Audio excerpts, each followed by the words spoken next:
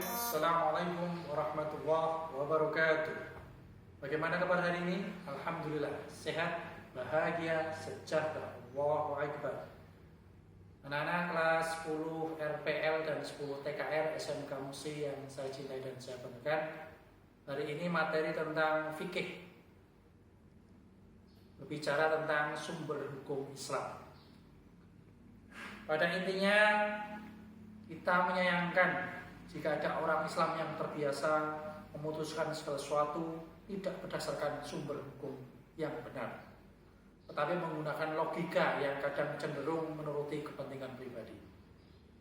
Dan hal ini memungkinkan terjadinya kesalahpahaman di kalangan umat Islam, sehingga memicu terjadinya masalah baru yang seharusnya tidak terjadi, apalagi tentang persatuan umat. Mudah-mudahan Allah senantiasa menjauhkan kita dari kesesatan. Amin ya rabbal alamin. Berbicara tentang sumber hukum Islam, maka sebagai umat Islam kita meyakini bahwa kita punya sumber hukum Islam. Yang pertama adalah Al-Quran sebagai sumber hukum Islam pertama dan utama. Sebagaimana Al-Quran adalah wahyu Allah yang diturunkan kepada Nabi Muhammad, dan secara bahasa Al-Quran sendiri berarti bacaan yang membacanya termasuk dalam kategori ibadah. Isi kandungan Al-Quran meliputi 5 hal, yaitu masalah tauhid atau keesaan Allah, ibadah, janji dan ancaman, kemudian jalan mencapai kebahagiaan dunia dan akhirat. Ada pula kisah dan cerita, yaitu orang-orang soleh dan ingkar atau yang membangkang. Kedudukan dan fungsi Al-Quran dalam kaitannya dengan sumber hukum Islam adalah merupakan sumber hukum Islam yang pertama dan utama bagi umat Islam.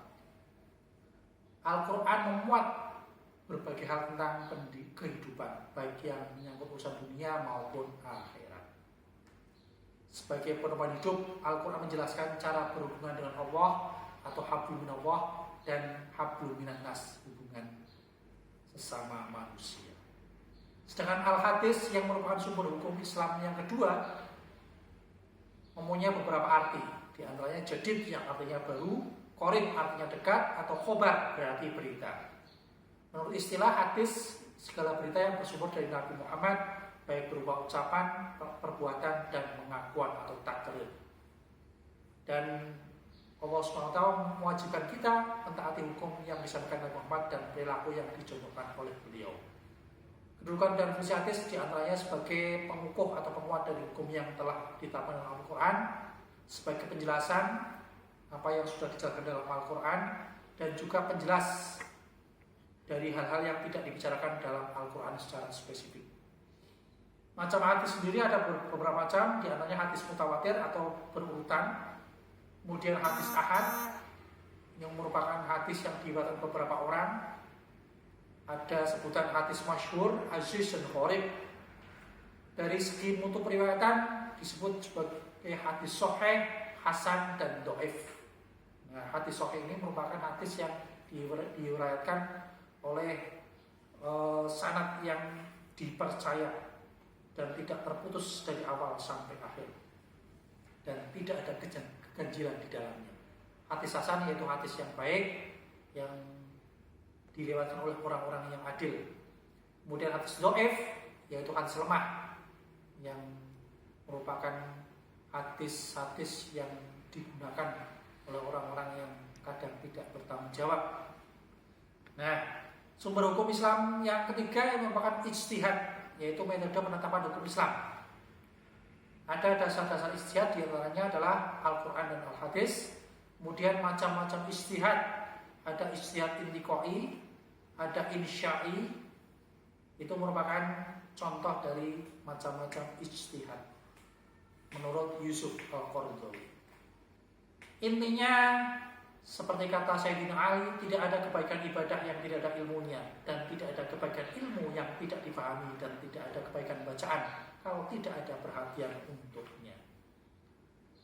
Intinya bahwa Al-Quran merupakan firman Allah yang diwajibkan kepada Nabi Muhammad secara bahasa Al-Quran berarti bacaan yang membacanya termasuk ibadah.